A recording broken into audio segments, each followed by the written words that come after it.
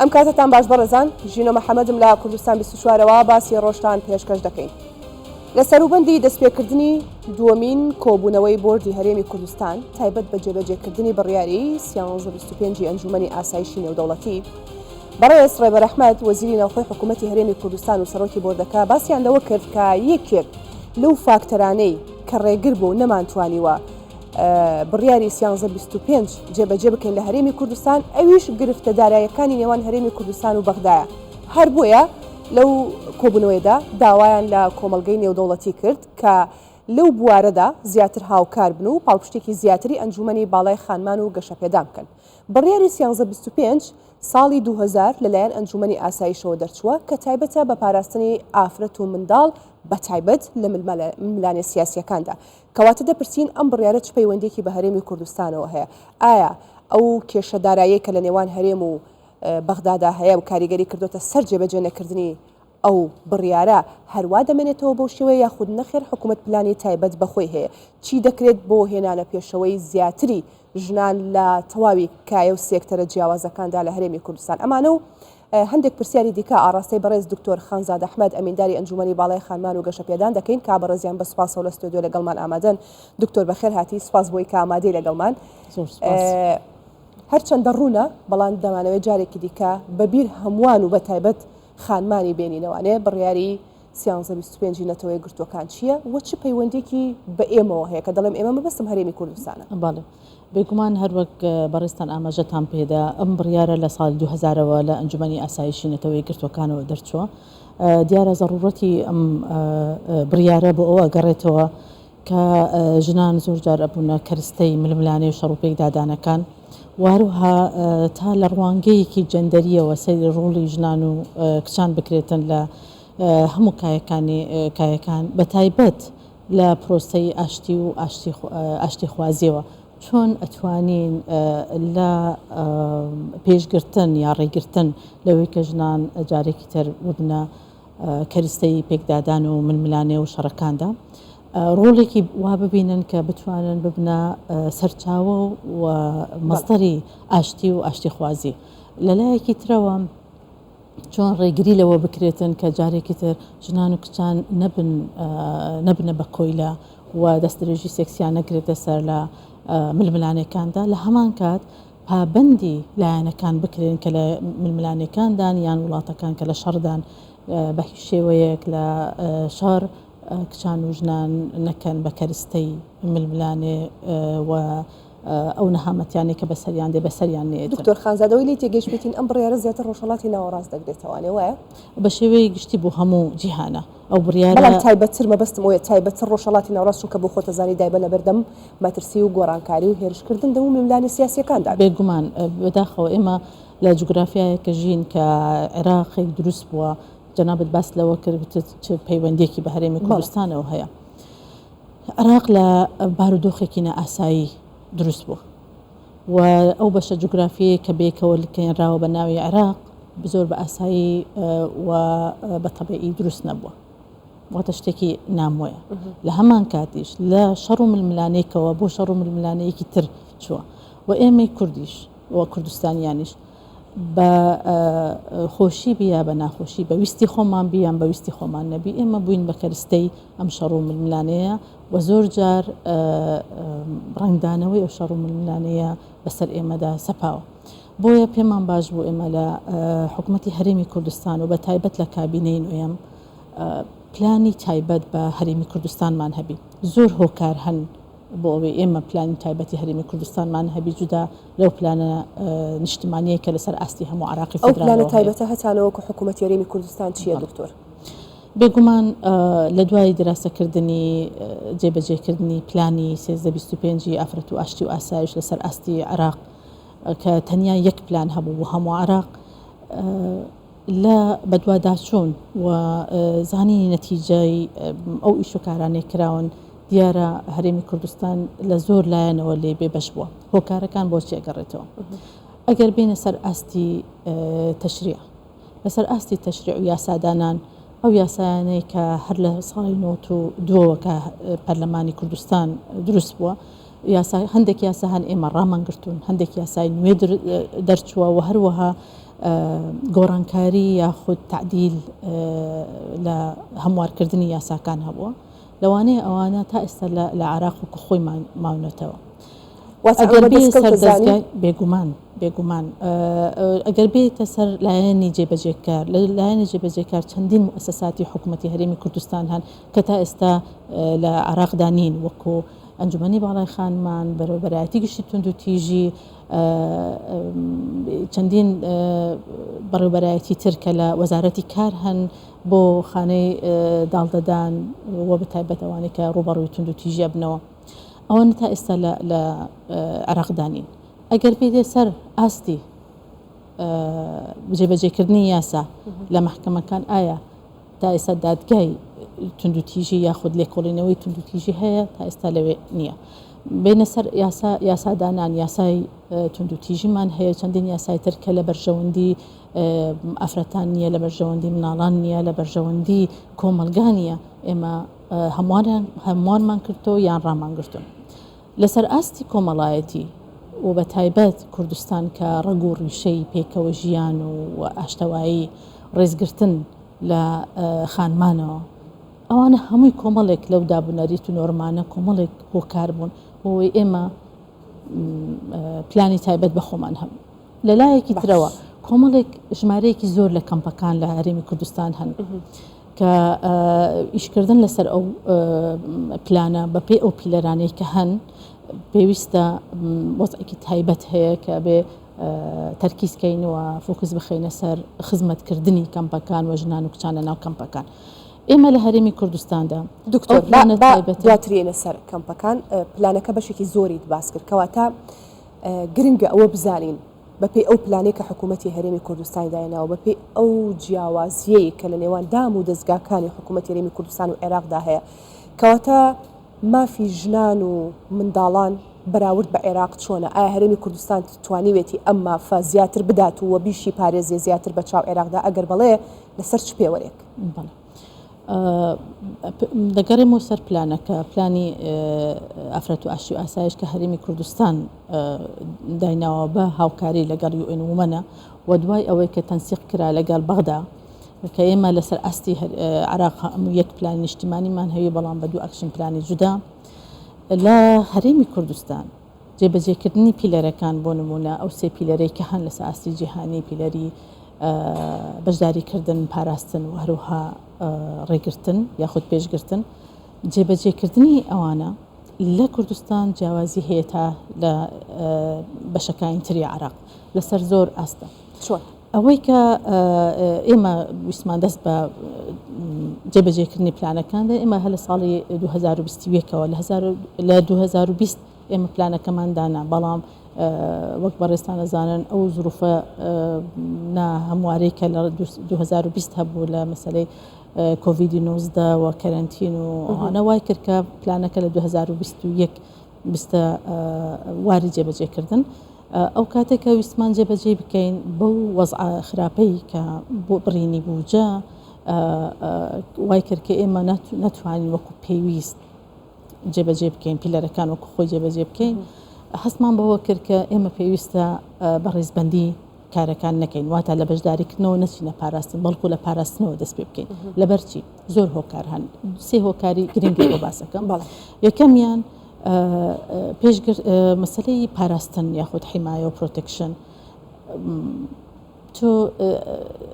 لە کۆمەلگادا هەردوو لایەن ئەگرێتەوە هەم ژنان و کچان ئەفرەتان خانمان لە ناو کۆمەلگا و هەروەها لە کەمپەکانیش لە سەردەمی کۆڤیدی 19 ئەو ژنانەی کە لە ژێر تونند و تیژی یاخود لە وەزعێکی ناهەموارەوە ژیان زیاتر پێویستیان بۆ بوو کە دەستی کۆمەک و یارمەتی و هاوکاریان بۆ درێژ بکەیت بۆیە ئەوانەی کە لە ناو خانە خوێ لە ناو کۆمەلگان لەوانەیە بتوان ساڵێکی تریش تەحملکەن بەس ئەوانەی کە لە ناو کەمپەکان من بەڕاستی وەزعەکە زۆر خراپی ئەوە نەبوو ڕابوەستین لەلایەنێکی پلانەکەی ئێوەدا بوون دکتۆر خانزاد بەڵێ لە پاراستنە بۆ نمونە عراق لەسەر ئاستی نەتەوەیە گرتوەکانەوە هیچی تر لە حاڵەتی ئێمەرجەنسی دانیە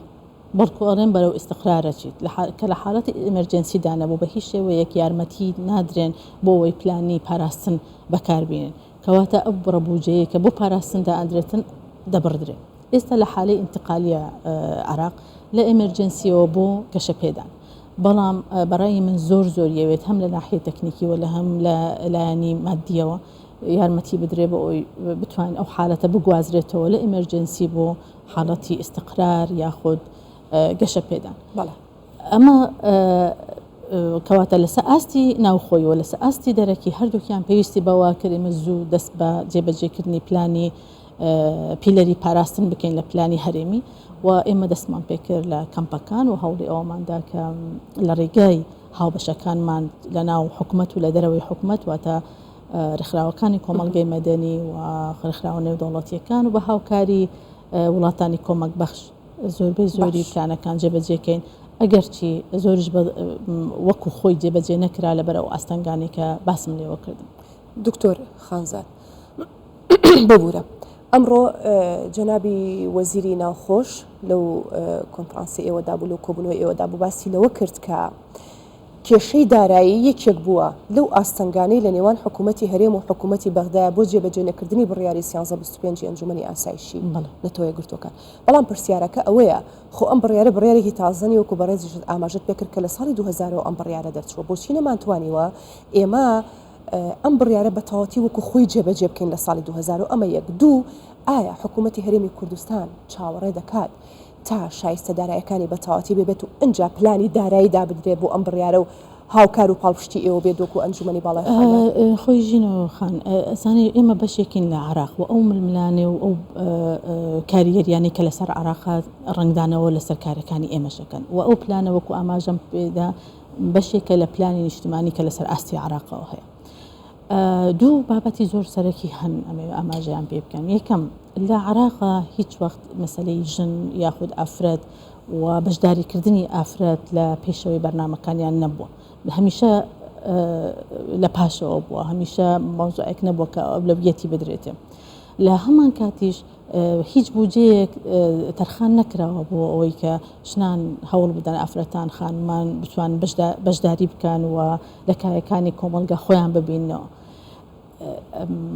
لە لایەکی ترەوە کاتی باس لە جێبەجێکردنی ئەو پلانە ئەەکەی ئێمە تازە لەو کابینەیە پلانی تایبەت بە هەرێمی کوردستانمان هەیە. پێشتر هەر بڕیارێک درابی و هەر جێبەجێکردنێک هەبووە لە ئاستی عراقەوە کراوە، کەواتە بەبێ ئەوەی خصوصیەت و تایبەتمەندی کوردستان وە کۆمەڵگەی کوردستانی واروها ژنانی کوردستان لە بەرچاو بگیرێت. ئەوە یەکەمین جارێمە ئەو پلانەمان هەیە و جێبەجێەکەن. لەگەڵ ئەوەی کە هەروەک جەنابی وەزیر ناوخۆش ئاماژەی پێ کرد و ئێمە وەکو ئەنجومەنی باڵای خانمان هەمیشە ئەو پاڵپشتیە و پشگیریە جەنابی سەرۆکی حکومەت بەرز دەنرخێنین لەوەی کە ڕوبەڕووی ئەو هەموو نەهامەتی و ئەزماتان نەبووینەوە تەنگەژان نەبووینەوە، بەڵام هەمیشە قەزیەی خانمان بە قەزیەکی زۆر گرنگ و ئەولەویەتی کارەکانی داناوە پشگیرێکی تەواوی ئێمە کردێ لە دوو ڕوانگەی زۆر گرنگەوە توانم باس لەوە بکەم. یەکەمیان جەنابیان زۆر بەباشی ئەزانن کە پابەندبوون بە پەیماننامە و بڕیارنامە نێودەوڵەتیەکان شتێکی زۆر گرنگە و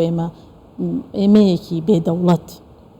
زۆر گرنگە ئەوە بە وڵاتانی جیهانمان بەستیتەوە کە پابەند بین بەو هەموو بڕیارنامە و بەڵێننامە نێودەوڵەتی مرۆییەکان. لە هەمان کاتیش خودی خۆیان جەنابیان بڕوایەکی تەواویان بە توانا و لێهاتووی خانمانەوە هەیە و هەمیشە داخۆکی لەسەر ئەوە کاتن و جەخت لەسەر ئەوە کاتەوە پێویستە خانمان و ئافرەتان بە لێهاتووی و توانای خۆیان کۆمەلگا ڕنگاڵە بکەن و لە هەموو کایەکانی کۆمەلگا ڕۆلی خۆیان ببینن. خانزاد ئەم ڕوئیایی مەسرور بارزانی سەرۆکی حکوومەتی هەرێمی کوردستان ئەم دنیا بینینەی بۆ ژنان و خانمان شۆڕ بۆ توانێ بۆ خوارەوە بۆ ناوکە سیاسیەکە بۆ حکوومەت بۆ پەرلەمان بۆ ئەحزابی سیاسی ئایا کابینەی نوۆ توانیوێتی جیاواز بێ لە کابینەکانی پێش خۆی لە هاتنە پێشەوەی زیاتری ژنان لە پاڵپشتیکردنی زیاتری ژنان؟ ئەمێ زۆر ڕاشکاوانە وەڵامی و پرسیارەمان ڕاشکاوانە و باس لە ئەوە ئەەکەم ئیشکردن لەسەر قەزیەی ژن بە شیعارات نییە،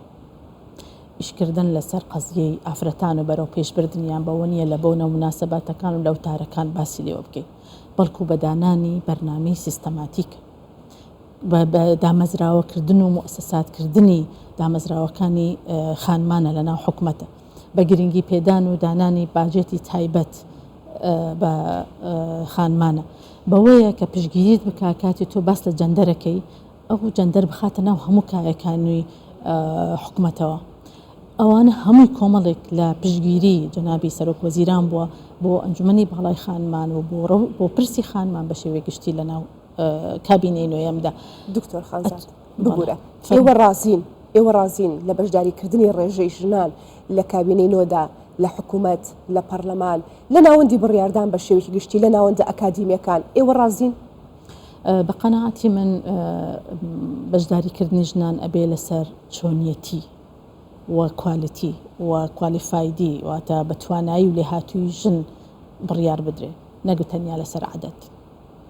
ئەکرێ کۆمەڵێک ژن لە شوێنێکدا بنێ بەڵام کە نەیانتوانی وەکو ئاکتی ژنانەوە لێهاتووی خۆیان ئیشەکان جێبەجێ بکەن کەواتە تۆ هیچ نەکردتەنیا ژمارەت جیاک ئەوەی کە جودایە لێرە لە بەرنامەکانی حکوومەت کار لەسەر بە تواناکردنی خانمان ئەدرێ و دەرگا بەرەو گەنجان بەڕووی گەنجان کراتەوە و پێویستە ئەو گەنجانە ڕێگای خۆیان بدۆزنەوە تا بتوانن زۆر بە لێهاتووی پشتگیری و هاوکاری حکومەت و هاوکاری هەموو کایەکانی کۆمەلگای کوردستانی بن. ئێمە ئەوانەمان لە ناو ئەجندای حکومەتەوە لە کارەکانی حکومەتەوە بەدی کردیە و پشتیوانی جەنابیان بۆ ئەنجومەنی باڵای خانمان کە تاکە مؤسسەیەکە بۆ پلاندانان بۆ خانمان و سەرپەرشتی هەموو لایەنەکانی ترەکاتن وەکو چەترێک بۆ هەموو ئەو دام دەستگاهانی پەیوەندیدار ئەمە خۆی دلیلێکی قاتع و سەلماندراوە کە بە چ شێوەیەک و تا چ ڕادەیەک پشتیوانی لە بابەتی خانمانەکرێت و تا چ ڕادەیەک بڕوای بەو بابەتە هەیە بەڵام بە شێوازێکی سیستەماتیک بە شێوازێکی دانانی بەرنامە وە بە مؤسساتکردنی ئەو شوێنانەی کە پەیوەندیدارن بابەتی پرسی ئافرەتان وە گرنگیدان و دەرکاکردنەوە بەڕووی گەنجان ئەمە بەڕاستی زۆر شتێکی توانیوێتی گوتارەکان تێپەڕێنێ و کردار پیشاندا سەرۆکی حکوومەت ئەمە با باسی ئەوە بکەین کاتی کەسێک سیاسەتدا ئەنێ داڕشتنی سیاست و جێبەجێکردنی ئەوانەی کە جێبەجێکردن ئەو سەکتەرانن کە لە ناو حکوومەتن هەر ئەو سەکتەرانی کە لە ناو دەوڵەتن لە ناو حکوومەتن پێویستە ئەو سیاسەتانە ڕنگ بداتەوە کە کابینە هەیتی یان ئەو دیدگا و ڕوانگەی جەنابی سەرۆک وەزیران ئەبێ ڕنگ بداتەوە لە ناو بەرنامەکانیان ئەوجا مؤسسەیەک تا مؤسسەیەکی تر حتمما جیاوازی هەیە کاتی باسی پرسە کۆمەڵایەتیەکانەکەی بەڕاستی بە بڕیارێک و دوو بڕیار ژنۆخان جێبەجێ ناکرێت من ئەوڕۆ بڕیارە دەم بە ڕێژەی ئافرەتان لە فلانە شوێن بازیات بێت ئەمانە نۆرمە کۆمەڵایەتیەکانن کارکردن لەسەر نۆرمە کۆمەڵایەتیەکان پەیوەندیدارن بە زۆر کایەکانی کۆمەلگا جەنابتان باستان لە پارتە سیاسیەکان کرد باستان لە پەرلەمان کرد باستان ئەمانە هەمووی ناچیتە ناو چارچێوەی بڕیارێک لە حکوومەتەوە بدرێ بەڵکو ئەگەڕێتەوە بۆ ئەو نۆرمە کۆمەڵایەتیانی کە هەن لە کۆمەلگا و هەروەها ئەگەڕێتەوە بۆ سیاست و تێڕوانین و پۆلیسی پارتە سیاسیەکان ئێمە هەمومان نەزانین پارتە سیاسیەکان هەتا هەردوو لە بە ئەلمانیەوە بە ئیسلامیەوە بە چەپەوە بەڕاستەوە هەمویان کۆتایەکی دیاریکراویان هەیە بۆ بەشداریکردنی ئافرەتان بەڵام لەگەر ئەوەش چۆنیەتی هەڵبژاردنیان کارکردنیان تا چەند بڕوا بەخۆبوونیان تا چەند ئەتوانن زۆر بە مستەقلانە کار بکەن بەبێ ئەوەی بگەڕێنەوە بۆ دیدگای حزبەکان یان دیدگای بۆ چوونی پارتە سیاسی ئەوانە هەمویان لە خۆیەگریتن ئەو بابەتێکی گرنگە دکتۆر ببوورە با پرسیار لەسەر ئەوە بکەم من بۆچی ئەوەندە تاکیدم کردوانێ لەسەر کابینەی نوێم لەسەر سەرۆکی حکوومەت چونکە هەمیشە ئێمە دەبینین لە بۆنە تایبەتەکان و لە بۆنە گشتیەکانیشدا پەیامی سەرۆکی حکوومەت پەیامێکی جیاوازترە بۆ خانمان و ژنان بۆیە ویسمان بزانین ئایا لە دیدگای ئێوەکو ئەنجومەنی باڵای خانمان ئەم گوتارانە بۆتە کردار چکە ئەمە بۆ ژنان بە شێوەیەکی گشتی ڕاستە لە هەرێمی کوردستان باسی ژنەکانمان کرد کە لە ئەحزابە سیاسیەکاندان لە هێزە سیاسیەکاندان و هەرو ژنانش کە دەچنە ناو پەرلەمان و ناو حکوومەتەوە ئەمانیش بەشێکی زۆریان لە پاڵپشتیکردنی هێزە سیاسیەکانەوە دەچنە ئەوێ با گلەی یەک لە خانمان بکەم ئێستا ئێمە هەردووکمان خانمین لێرە مناقەشەی بابەتێکی گرنگ و جدیەکەین بەڕاستی دەوترێت خانمان کاتێک دەڕۆنە ئەو پێگەی کە خۆیان دەیەوێت ئەو شوێنەی کە ئەیانوێت دەستیان پێی بگات و پاڵپشتی بەدەستێنن ئیدی ناتوانن بە شێوەیەکی گشتی ناڵم بەشێک لە خانمان ناتوان وێنەی ژنبوونی خۆیان پیشان بدەن خۆیان لێون دەبێت واتە بە زمانە باوەکەی کە خەڵک لەناو کۆمەلگادا دێڵێ ئەو قەڵە گوێی حیزبەکانیانن تۆکو خانمێک چی دەڵێ ئەلقەلەجێ حزبەکان تۆ کاتی لە حزبێکەوە هەڵەبژێدرێوەچی لە شوێنێک کارەکەی پێویستە لەو شوێنە بە پێی تایبەتمەندی شوێنەکە کار بکەیت بەڵام مانای ئەوە نییە تەواوەندە بیدا ببڕێ لە حزبەکەی خۆت کاتی باسی ئەلقەلەجێ ژنانەکرێ یان باسی توانای ژنانەکرێتن زۆر حەزمە کرد هەر هەمان تەعابیر و هەمان وەسف و هەمان دیدگا بۆ پیاوانیش هەبێت ئایا بە ژنان ئەلقەلەجێ حزبەکانن یان پیاوانیش هەر هەمانن ئایا هەموو ژنان وان لەبیر نەکەی جەنابەت باس کرد ئێمە هەردووکمان ژنین هەردووکمان ئەزانین چنەوە تەحەدیاتێک ڕوبەڕوومانە بیتەوە چ بەربەستێک ڕوبەڕوومانە بیتەوە ئایا هەمان بەربەستن کە لە کۆمەلگا ڕوبەڕووی خانمێکە بیتەوە ڕوبەڕووی کەسانی ترە بیتەوە ناو کۆمەلگا یاخود جیاوازن یاخود زیاترن ئەمانە هەمووی کۆمەڵێک بۆیە بەڕای من بەو شێوازە ناکرێتەوە حکوم لەسەر خانمێک بدەیت مە خانمی زۆر بەتوانەمان هەیە کە توانیان پەنجەیان دیارە چ لەو کابینەیە چ پێشتر و چ لە لایەنەکانی تری ناو کۆمەلگا لە بازارە لە لایەنی ئابوووریەوە